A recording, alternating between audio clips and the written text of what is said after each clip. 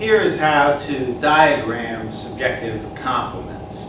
Now, subjective complements can be, as we've seen, they can be either nouns or adjectives.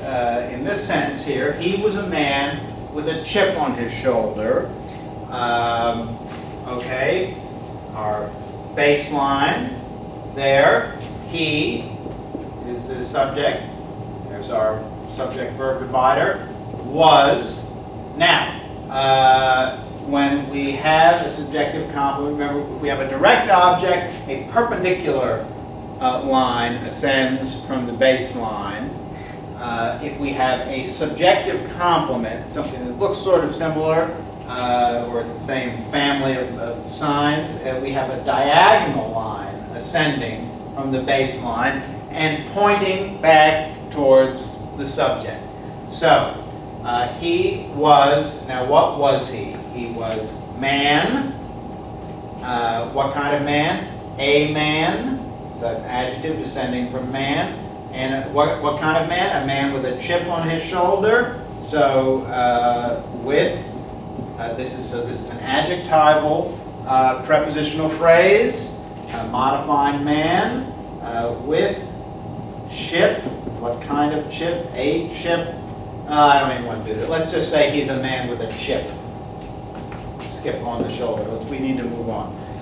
So he was a man with a chip.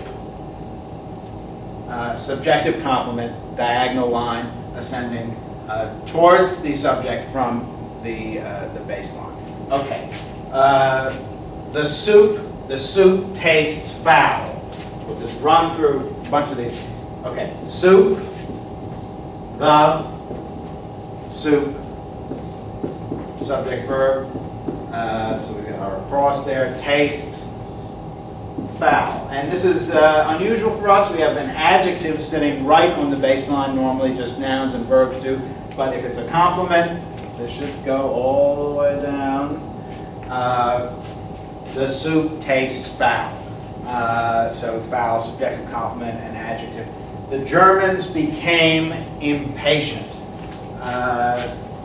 So Germans, which Germans, the Germans, became is the verb, so we have our line right through, and impatient is our subjective complement, the adjective that relates back to Germans. So again, whoops, I went a little too far there, impatient.